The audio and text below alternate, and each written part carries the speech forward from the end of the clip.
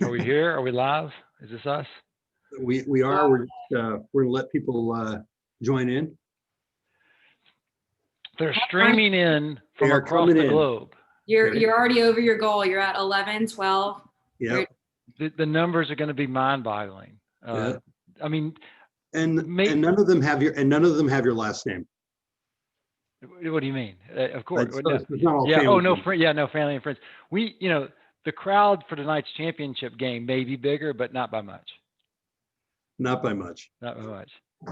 I'm not. Yeah. And I wonder. After the 6 NFL games over the weekend, and now at the college championship. I mean, it's a football kind of weekend in the winter. Yeah. Are you okay that Tennessee lost? No, it bothered me for hours. That they didn't play their best game, that they missed some opportunities. Of course, we all see our teams through our own eyes as we see ourselves and our families, and how could that, bad calls, bad reads. But they had a good year. They accomplished a lot, and you got to recognize that, just like we do with our teams, right? It doesn't always go perfect, but we got to recognize what we got done. You also got a pretty good runner back there too to help carry the load. So yeah, good season. Not the next year.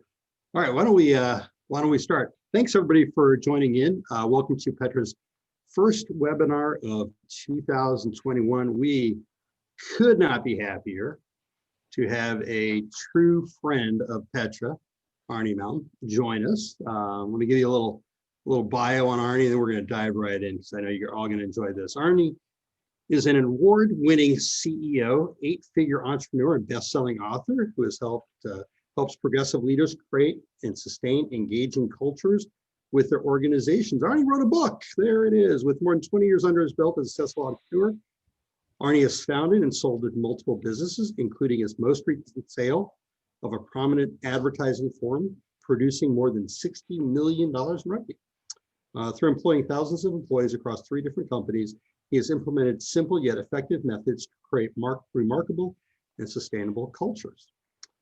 As an international speaker, Arnie has spoken to more than 10,000 executives, CEOs, and entrepreneurs worldwide on topics of culture and employee engagement.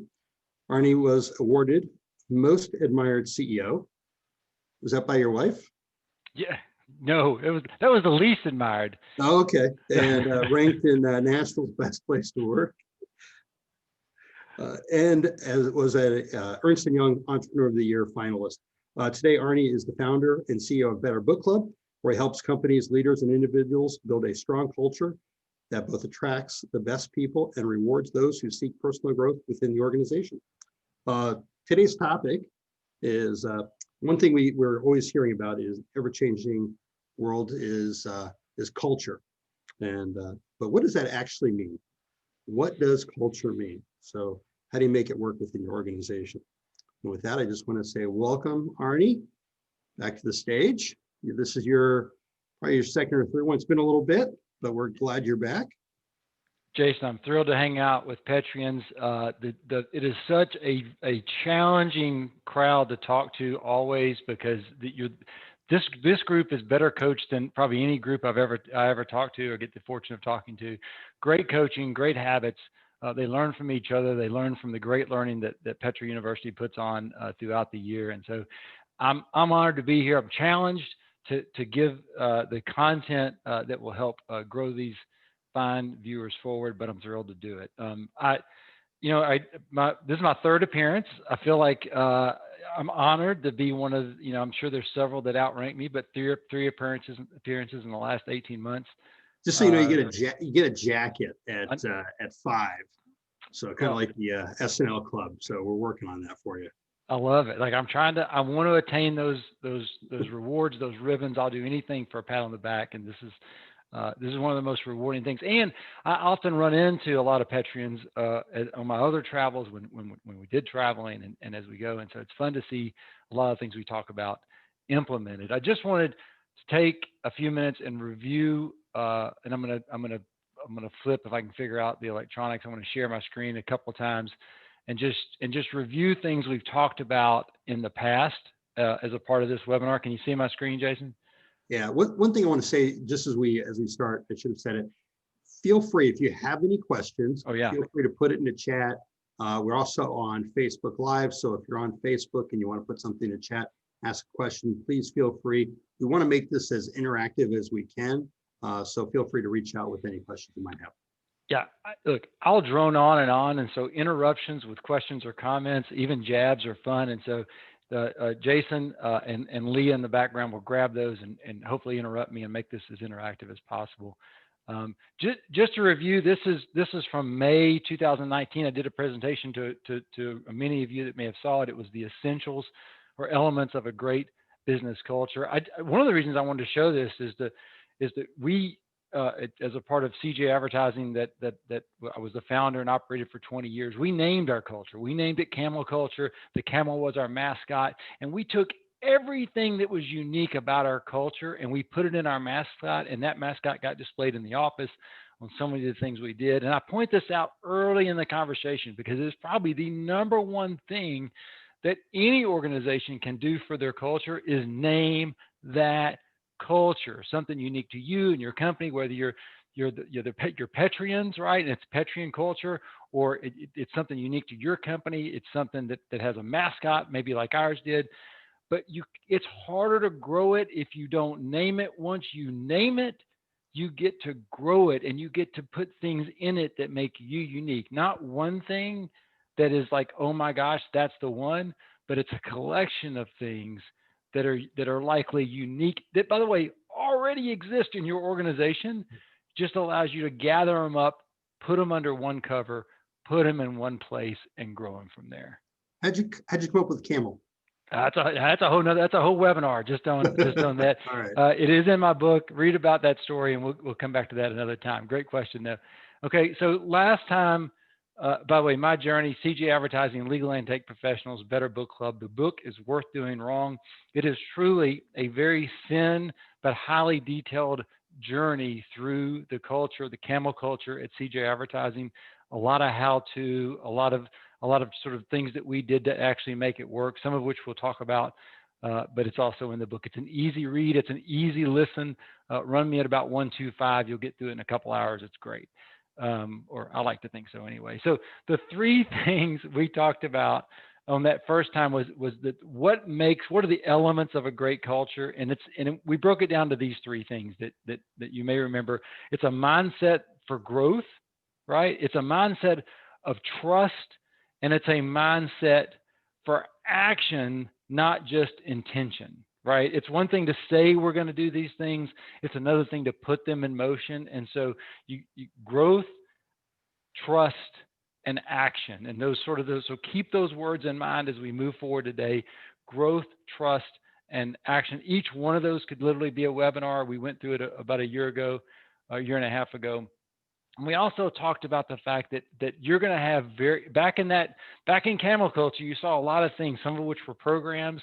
And I want to assure you, so that you can build your courage towards building and growing your culture, that these three things were true of everything we did and are still happening at CJ Advertising, which is all the programs had to be supported from the top. Like if leadership and you as the leader aren't behind the programs, they'll likely fail. Number two is that all the programs were met with some level of skepticism, and they rarely worked well at first. Like, we didn't pop anything out of the box and go, here it is, and everybody went, this is great, and then it just rolled. Like, it all started with people questioning whether it was going to work or not. We didn't always get it right. We had to get it wrong on our way to getting it right, and so no, that's true. What's the key to the buy-in? Well, this is the third, perfect, because this is the third answer. The key of the buy-in is that every program needs a checklist, a champion, a checklist, and an alignment with your core values, right? There has to be a purpose, and we're going to talk about that a little bit more today, but a champion to run it that's not you. By the way, if you're the leader and you're constantly saying, I'm going to take that on, I'm going to take that on, I'm going to take that on, I got news for you. You already know it. You're not going to do it. It's going to go to the side of the desk. You're going to assign it to someone else. It's going to go to the side of their desk. Give your programs, the ones that really need to happen in your organization, to folks on the front line who also want to make a mark and a name for themselves, and they will run it more consistently and better than you if you give them the opportunity to build a checklist about what makes the program work, and you give them permission to get it wrong on their way to getting it right. Let them fail their way forward. Let them continually improve the checklist to make the program good. Do not give everything to one person or they will fail. Spread it out and let those champions support each other. And so, Jason, your question was, how do I get engagement? Is that you spread the responsibility for these programs throughout your organization. Those people will support each other. Not every program is for everyone. The more you force it, the less they'll do. The more they do it because they want to and because they're supporting their teammates, then good things happen. The best programs with the best champions and the best checklist and the best support, they still can fail. What our ratio was, about every 4 programs we started, 1 would fail, not because anybody did anything wrong, it just wasn't for us. And it took each program about 3 quarters, meaning 3 quarters of a year, not 3 quarters of a day, Right. to actually take root. And so, everything starts with the early adopters. They talk about it, good things happen, you adjust the program, and the snowball starts to roll. Does that make sense? Yeah, it's interesting you say that 3 quarters, because what we find is when we come in with an engagement with a member, it's usually that 3rd quarter. We usually call that the magic quarter, where all the little things. And I think it goes to show that it takes a while for anything you're doing within your organization to actually take hold and have long lasting legs to it. So Yeah. I think that's a really good reminder to understand whatever you're doing within your company. If you come in with anything, you got to give it some time to get where it needs to go. At anything, Yeah. right? In fact, it's almost. In fact, my executive assistant, most successful executive assistant I've ever had, she's with me for 8+ years, and she literally went by the rule: if I didn't ask her twice, it must not have been important for me, right? So there's got to be a sustaining need for something, a want, and it's got to be given time, and that goes in our lives and our families and our companies and the things we believe, everything. So Great. about last July, I spoke to this group, and I broke down a talk that I ended up calling the 20 years to learn 5 lessons, which is my way of saying it took me 20 years of running the business to sort of come up with what we ended up being, which is a pretty good way to run a business, pretty good way to run a culture. And I'm just going to run over those right quick here. I'm not going to spend a ton of time on each because I want to get to some other stuff. But those were the 5 things we talked about in July. It was, if you don't grow your team, you can't grow your business, right? That it's a constant, as a company grows and you are the leader of your team or your group or your company, it's more and more and more and more of your energy has to be around growing the people so that everything else can happen. If you can't grow your team, you can't grow your business.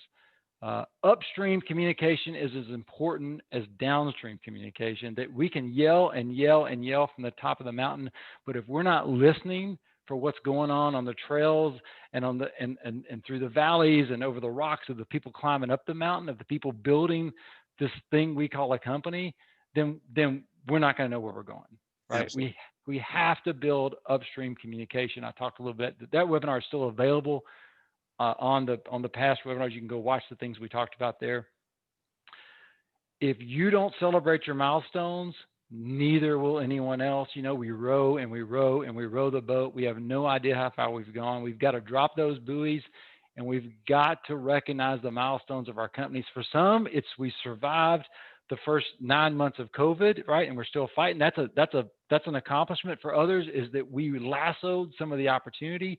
The other is that we've found we hit some of the milestones that we had set out to do. Whatever they are, stop and celebrate. And if you never stop and celebrate, it can create a lot of exhaustion for yourself, but more importantly, your team.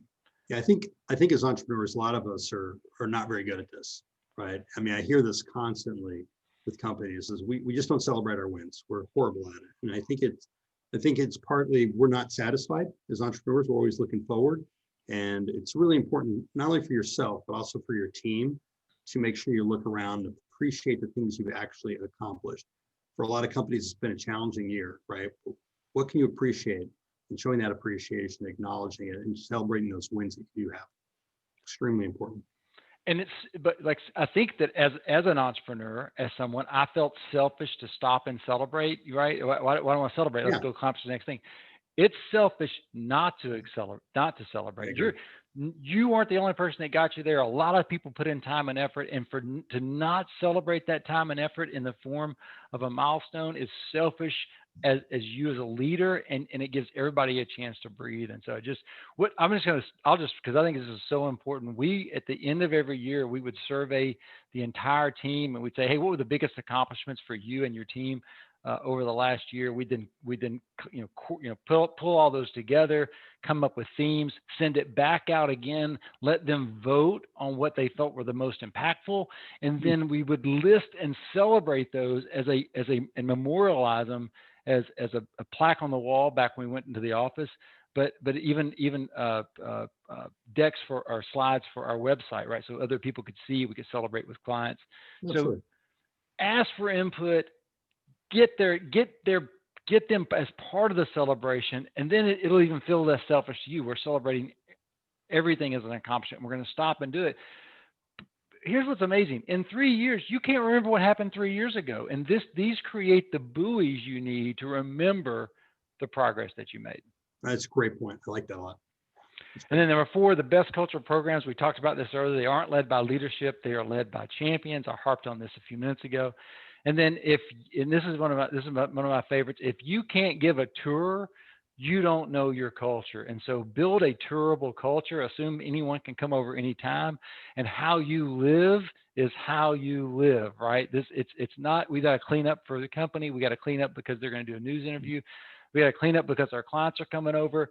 Make your culture the way it is all the time for all people, for all tours. If you can't give a tour, then you don't know or may not have a culture. That's a great point. I like that. So those are we hit both these things in the last 18 months.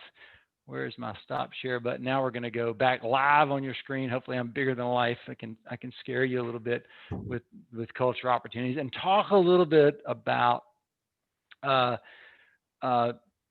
what is culture. Like I got really thinking about this. This whole presentation got named "What the hell is culture anyway?" And it actually got me thinking, like, what the hell is culture? Like, and so go ahead. We get that asked. We get that question all the time. Yeah. So.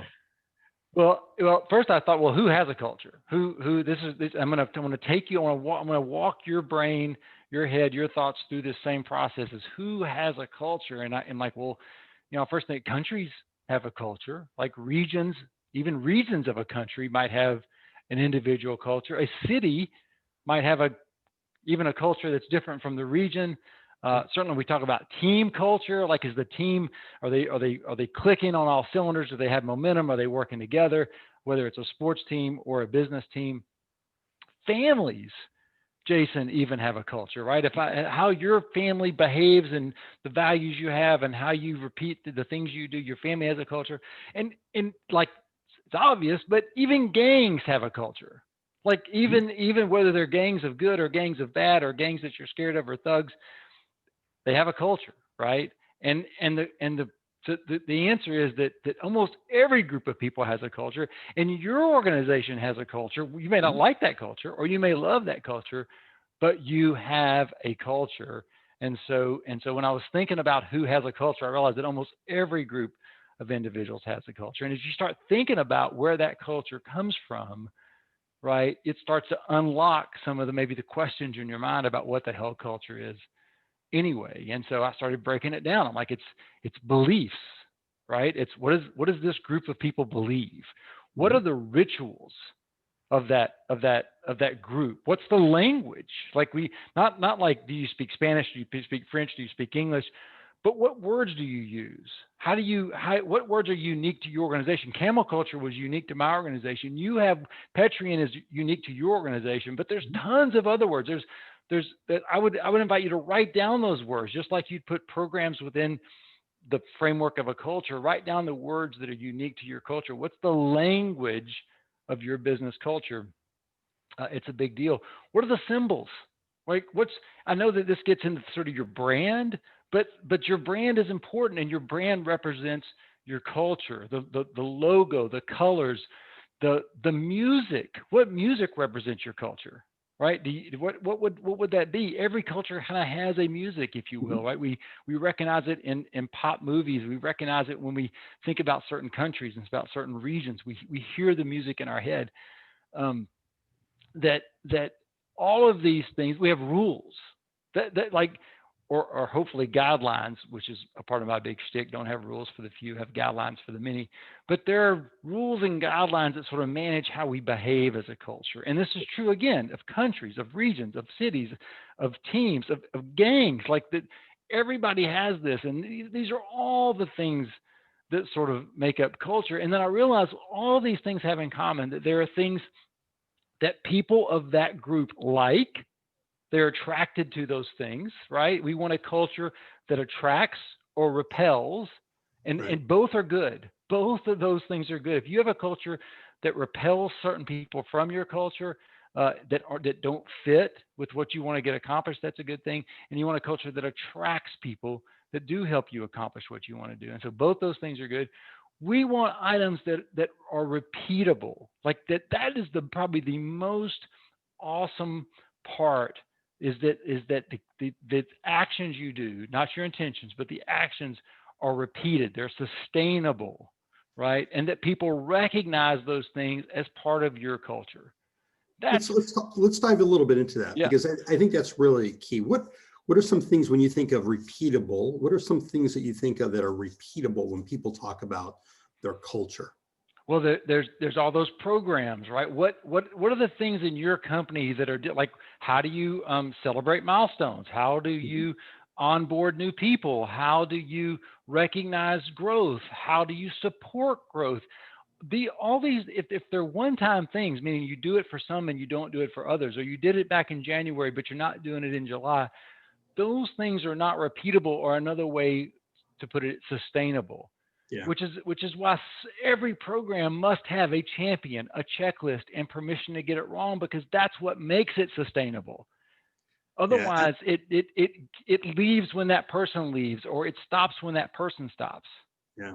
I always tell people it's about the repeatable and consistent, right? It's not good enough just to do something once, because if you're just going to do it once, don't do it, right? Yeah, Because you're wasting everybody's time. you're wasting time, right? So, but if you can create it to be repeatable and just be really consistent with it, that's when those things, as far as recognition goes, how you grow people, the consistency of it is what get people to buy, I believe, buy into that culture. And I think that's always a challenge sometimes.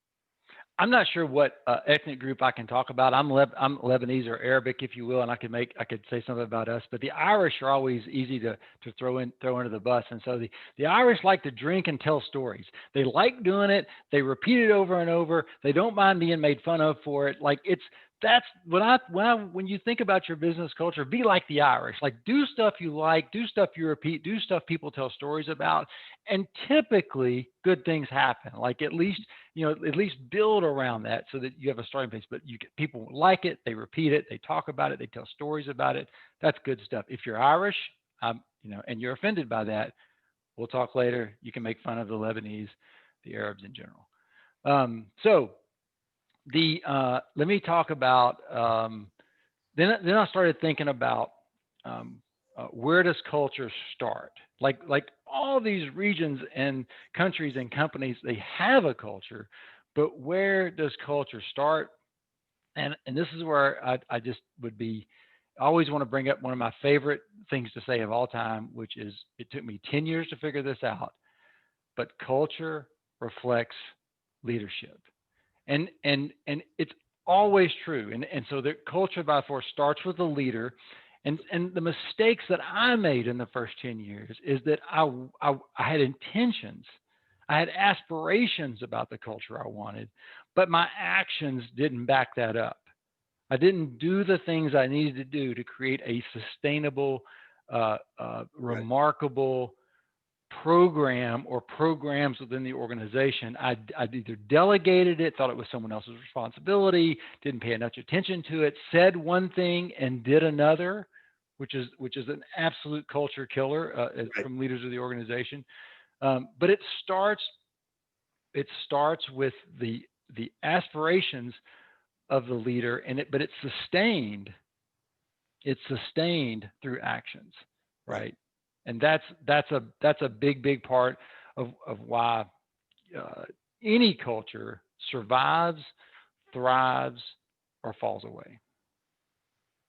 What what do you see when as far as like, kind of as we talk about building that culture and creating that same about buy-in, right? Kind of I want to hit on that because I know that was kind of a little bit of a challenge Yeah. that we've seen sometimes is people buying in. And you talk about attracting, repelling. Can you kind of put those together? So I don't think culture is one thing. Like culture can't be one program. Like Yeah. at R&J we get it done, and that's our culture. Right? That's great, but what does that mean? What programs are in place? And at CJ I'm going to go. We had dozens, but let's just go with a dozen programs that were they had meat on their bone. They were sustainable and they had stories around them, and they truly were respected in the organization. I don't think there was one of those that everyone participated in. Like there was always there was always people. I don't want to wear that bling. That's not the right. That's not for me. I don't love that, but I like this, right? And so it's important to have. I was going to get into. I think next on my list was to talk about to have a culture with purpose, right? So Mhm. your overall culture needs a purpose, but then programs within the culture target different pieces of that, attract different people. We never had 100% buy on everything, but we typically had somewhere between 60 and 80% buy-in. And we never forced people to go buy into that particular program. We said, look, this is a range of things. And if you're generally, if you have our belief system, if you like our purpose, if you like our values, if you like where we're trying to take the organization, if you like the way you're being treated in the organization, then these kinds of programs should appeal to you, right? But not everything. But the more you participate in, the more on board you feel, and the faster we're all gonna go down the track. It's certainly not a good sign if you have someone that doesn't participate in any program. It doesn't mean that you can give up on that person, but it means that you might want to think about whether you have the right programs or if you have the right people, right, in terms of what you're doing. But generally, you're going to get participation in several of the programs, and the more they do, the more they'll do, right? The more, when I say they, I mean us, Sure. right? The more we do, the more we do. And is it being led by a champion? Do actions back up intentions? Does the program constantly improve? Does the leader respect the program? Like all those things come into play, but it takes time. Yeah, I think a couple of things, kind of weave a couple of thoughts, right? So everything takes time. Not every program that you put out was successful, and not everybody has to participate in every single thing. And if they don't participate or buy in exactly into it, right, they might not participate in one thing or the other. I do think people respect programs more that they volunteer into and aren't forced into, right? Sure. For me, the primary thing around, we were building an agency and we were building a specialty agency. We did one thing. We helped law firms grow their brand, right? And that was that, and we didn't handle doctors' offices or chiropractors or account. We didn't handle any other professional services. We just handled lawyers, and we only handled personal injury lawyers. We had to be very good at what we did. And what I needed to get to accomplish that, and what the agency still has, is tenure of their people. We needed people around a long time so that they could learn and learn and learn the business that they were helping grow. Because you don't, worst thing can happen to a company is your clients outgrow you, and then you're left with nothing. So we had to constantly grow. We had to constantly work on tenure. So many of the programs that we put in place were around growth and tenure. If Mhm. we had people that were growing themselves as human beings, becoming better human beings, and they were around a while, then we could do our job really well. That might not, that probably fits a lot of organizations, but it might not fit everybody. But you know what's important to your organization. Build programs around a purpose, right? Don't just have foosball tables is not a cultural program, right? It's not a culture. And so, but programs that reward growth, Yeah. like that make sure people are the best at what they do, that help them read books like Better Book Club, great plug, right? Things that take you towards your goals, that aren't just programs, right? They fit within a culture, a framework for the success of your business. Remember, you can't have successful team members if you don't have a successful business, but the reverse is also true. Right. Yeah, and I think having those things that focusing, as you talked about, right? You can't grow your people, you can't grow your business, right? And so, but everything can be. So even, I work with a company and they do recognition, right? But the recognition is about telling stories. So it's not just saying, here's the employee of the month or here's the employee of the quarter. It actually, the only way you get nominated is if you tell a story about them. So now during their town halls, they always read stories about what people have done, right? So we're acknowledging people, but we're helping people to understand what other people are doing to help grow them, right? So they understand like, oh, that's something somebody did, right? And so it helps reinforce those core values because it's all based on their core values, but it's all based on the stories and telling stories and keeping those things alive that helps kind of help, once again, continue to grow people in the roles by understanding what other people are doing. And Jason, I don't know what company you're talking about, but I suspect this is true. I suspect that just doesn't happen magically. Like the stories just don't appear right just in time for the club. There's a champion of that program in a sense. There's a checklist of things that have to get done. There's a constant improvement of that program. And all of a sudden we show up and we hear stories about our teammates. They get recognized for the things they've done. They match with our core values. That's a program. It needs and here's what it needs to be sustainable. It needs a name. It needs a champion, of course, and it needs to be repeatable. It needs to be recorded. There needs to be a list of everyone that's ever been, a story's been told about and everyone that's received an award for two reasons. One, so you hyper recognize the people that are constantly getting talked about, but you also realize the people that you're not including in the process so that we make sure that we either help create those stories or recognize that those stories aren't being created, right? There's two different avenues on that. And lastly, if these things aren't remarkable, defined as worth talking about, then it doesn't matter. So if we make programs repeatable, recorded, and remarkable, the sustainability goes through the roof. And that's what we want for every program. One of the things that they did that I think is really interesting is one of the exercises when you start working with Petra, we'll go through your core values, right? And a lot of companies might have them. We might wordsmith them a little bit because we believe in phrases. It's how people speak. It becomes part of the language. This is what you talked about.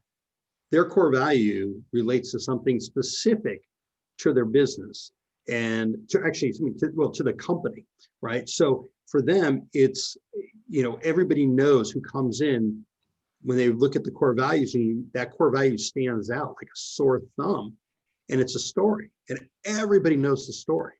And so, and it relates to actually a person in the company.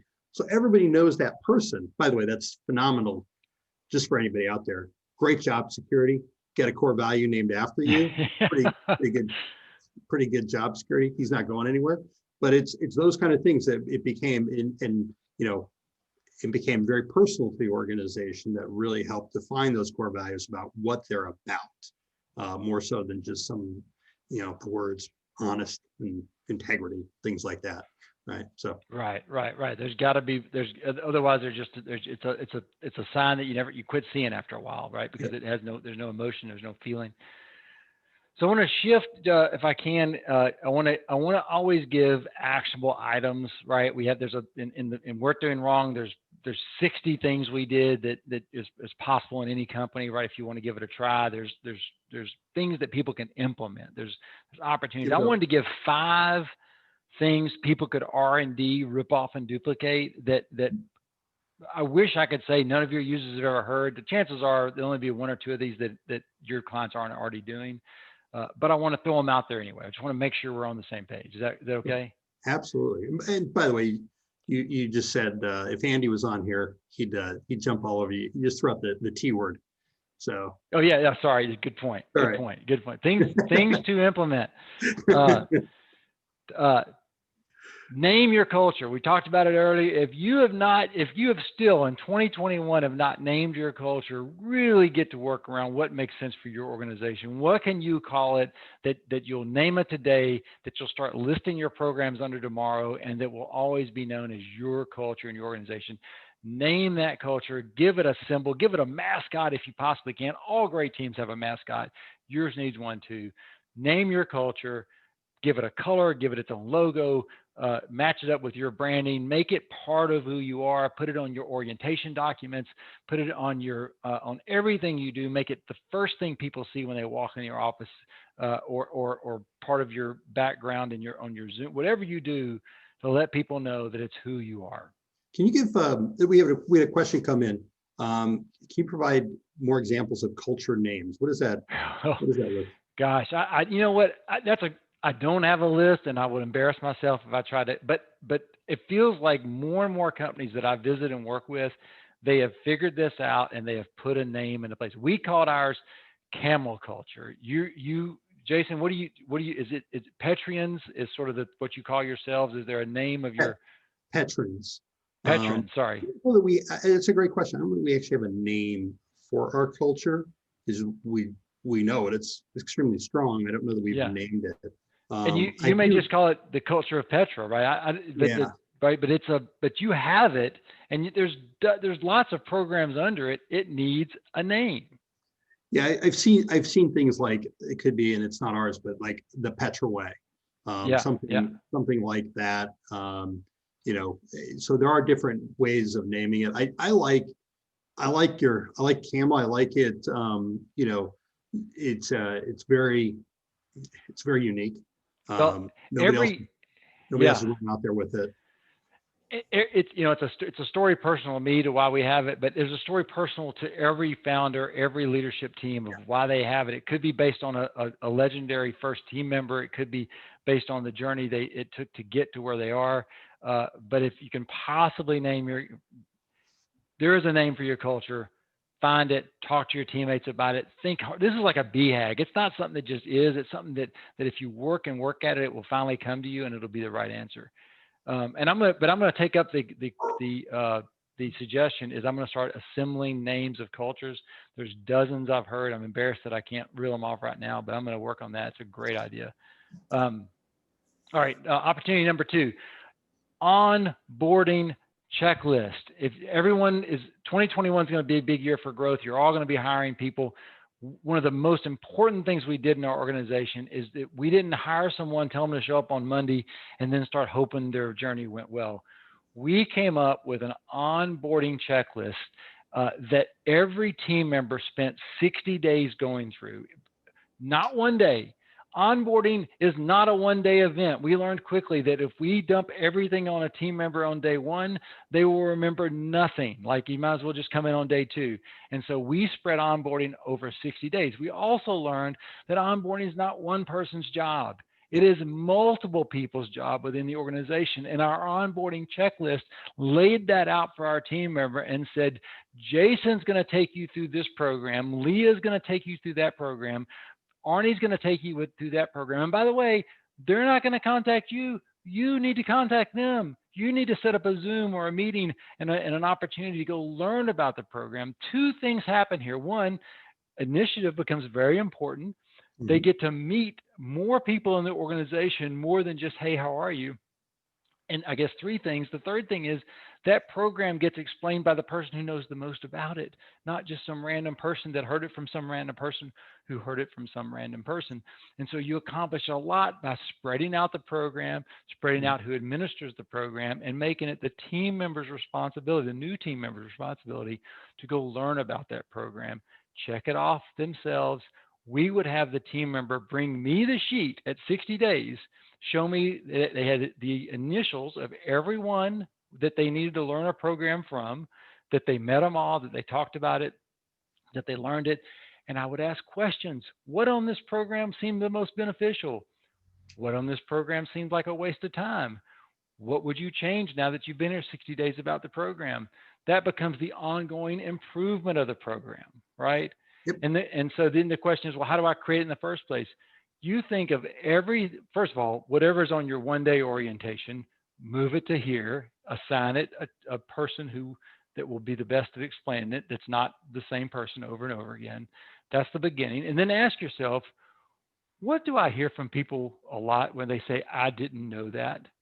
I didn't know that is the number one thing you need to be putting on your orientation checklist, right? The goal of the orientation checklist that happens over 60 days, spread out among a bunch of people, where the person coming on board has to learn everything, is to prevent, I didn't know that, right? Yep. And that becomes the building blocks for your orientation checklist. If you do nothing else in your organization, this will improve efficiency, effectiveness, help stories be told better and more accurately and more repeatable by other people, and your team members will get to know each other much faster. Yeah, we see it all the time, like companies that put in the work, right? Because it's not easy, right? The easiest thing to do is, hey, Sally just showed up here, show her computer, show her the login information, and give her a manual. And that's what you see a lot of. But we know that it's so much more than that, right? And so the companies that will do the work, that will create that, how do you look and say, this is the person you just hired, you're investing. You want the biggest return out of that person. So take the time to invest in them, right? And create that, 30, 60, 90, whatever it might look like. Whatever it might look like, yeah.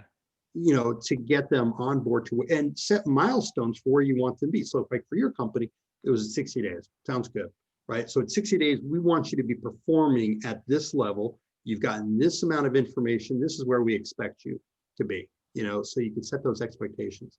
It creates a successful person, right? Sustainable stories, better Yep. understood programs, better everything. And so the other silly thing that we learned from Jason Dorsey a long time ago, was stop having people come in on Monday. It used to be come in, now it's start on Monday. Monday can be chaotic. Yep. Just move it to Tuesday. Tuesday at 10, everything's calm. You know what's going on. This is back when we start getting people back in an office environment. Like, it's much easier to welcome someone Tuesday at 10 than Monday at 8. Make it easy instead of hard. Part of our culture, we kind of, a little bit of Jack Daly is, right, is make that first day the best day. Yeah, absolutely. And not overwhelming. They don't need to learn everything in one day, right? No. They're going to be with you for hopefully 5 to 10 years. Make it emotionally memorable and mentally less exhausting. Mm-hmm. Oh, number 3, team empowered appreciation. Team empowered appreciation, something we did really well, still goes on at CJ Advertising. They do a really great job with it. And it's this simple. Somewhere in that first 60 days, that new team member needs to get a stack of branded appreciation cards. Their job is to give away that stack, right? And when they run out, there's another stack waiting for them. What we accomplished so well at CJ over the years was everyone thanking everyone else for the contributions that they made, for the opportunities they provided, for the trust that they encouraged, and we let team members do that internally. Those words of appreciation went into cubicles and on walls and on desks, and they were cherished way more than the pat on the back from silly Arnie, right? That they came from their teammates. Create an environment of appreciation within your team by simply handing people appreciation cards that are branded with your culture, with your brand, with your logo, and have them thank each other. And you go, how do I start? It starts with one card. It starts with 5 team members giving away 5 cards each and never stopping. And all of a sudden, again, maybe not 100% participation, but it will grow as fast as anything you do in your organization. It's easy, it's cheap, and it's highly effective in helping people charge up for the day. Yeah, we in my company, we did something similar. We didn't do the cards. What we did is we had gift cards. And so there were gift cards that you could give that team members would give to team members. There wasn't anything from any of the leadership, but it was all from, because we had a different program for that, right? But it was all people giving to people, and the only thing you had to do was you could ask myself or one of the other leaders in the company for a card, and all you had to do is get up in front of everybody and say what you were giving them and recognizing them for something they had just done. And I think that's I could see the benefit of it, right? Is people were showing real appreciation toward each other. We do have a question: is what have you done with appreciation cards during COVID in lieu of physical cards? Yeah. So I'm sorry, my world was, but oh my gosh, it's even easier via email now. It's less, people tend not to print them and put them on their wall and all that stuff. But we have to continue all the things. in COVID, meeting with people, having coffee with people, having conversations with people, asking them about their lives, seeing their world that you've never seen before, actually easier in this electronic environment. We just have to shift how we're doing it. And so it's going to your team one-on-one and saying, hey, let's work on 5 notes of appreciation this month and get this thing started, right? And so it starts with a few and it grows to the many, right? That's the process we want to go through.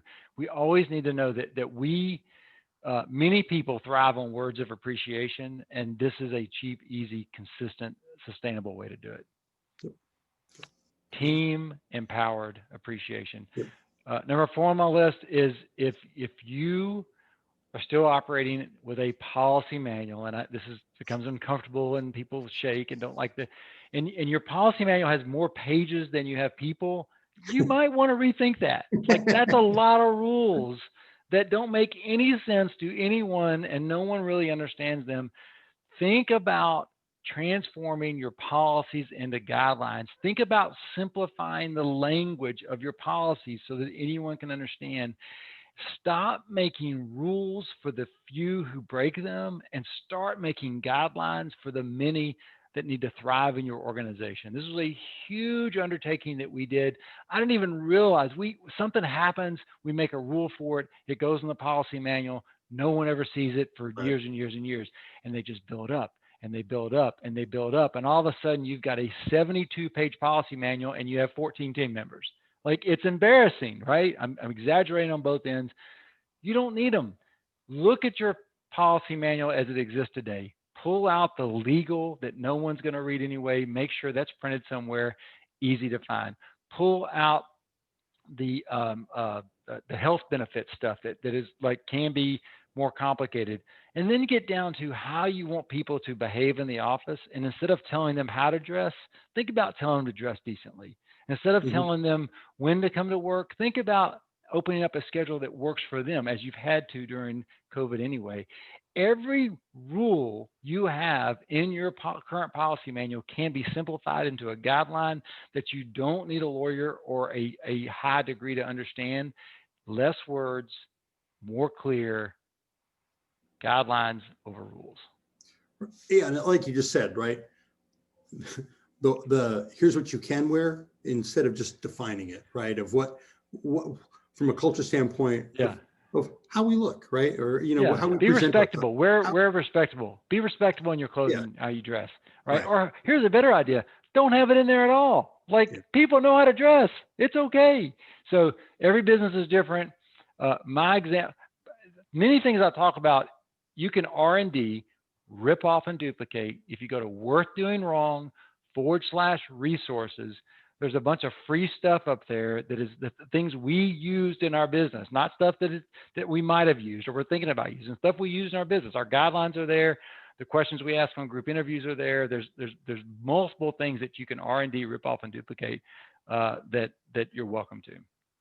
All right, number 5, again, self-plug. It's on my little thing here. Better book club. Like, stop telling people what to read. Your last book is not their next book, right? Everyone's on their own journey. The teacher will appear when the student is ready, and the student doesn't want to read what you just read. The student wants to read what they need to read. Better Book Club is not a book club for everyone reading the same book. Better Book Club is a book club for people to become readers. And it allows you to recognize and reward reading within your organization so that your people start to ingest the knowledge they need to be better human beings so that they can be better team members and can make your company better. Think about Better Book Club. Think about how you want to reward people for reading the books that have helped educate your company, change people's lives, for a fraction of what it would cost to send them to a conference or to put them on a plane somewhere or to send them to school somewhere. Just pay people to read the books where the experiences are already there, where they can learn from them. And Better Book Club is the platform for that. Yes, this is a self-promotion, but it grew so many lives in my organization, and it's there to help you grow lives in your organization. Stop telling people what to read. If it makes them a better human, a better spouse, a better parent, reduces their stress, makes them more flexible, helps them become healthier, that's all great, right? And if they become a reader, they'll eventually get to the management and the strategy and the hiring and all the things that they'll use one-on-one in your business. Mhm. Better Book Club.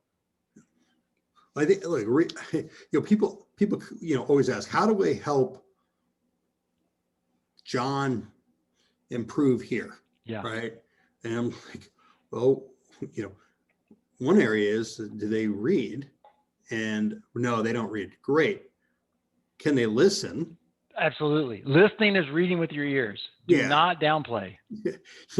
So if they, because I think that excuse is gone, right? They're just not readers. Like, okay, well, can you listen? Most people can listen.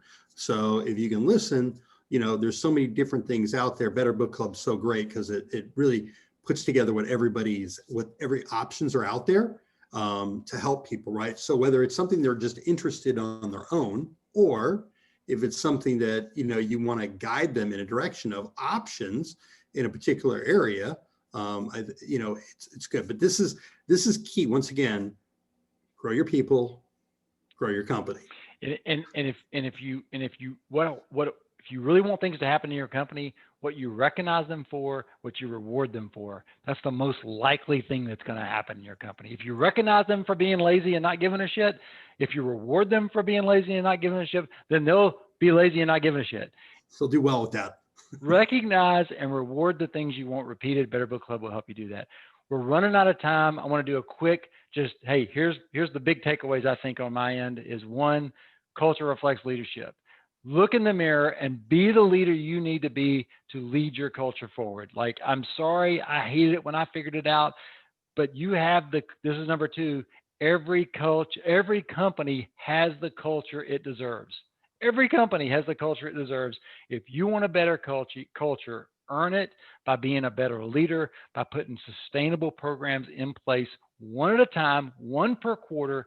Give them 3 quarters to take root and keep rocking your business forward. Stop doing 10 things this month that you think you want to do because they ain't going to work, right? One thing a quarter, give it 3 quarters to work. Start implementing the programs. Great company culture has a purpose. What do you want the culture to promote? Great company culture has elements that are repeatable and remarkable. Stories are being told. Great company culture has actions that back up intentions. If you have programs and as a leader, you're not supporting and participating in those programs, then people aren't going to do what you say, they're going to do what you do.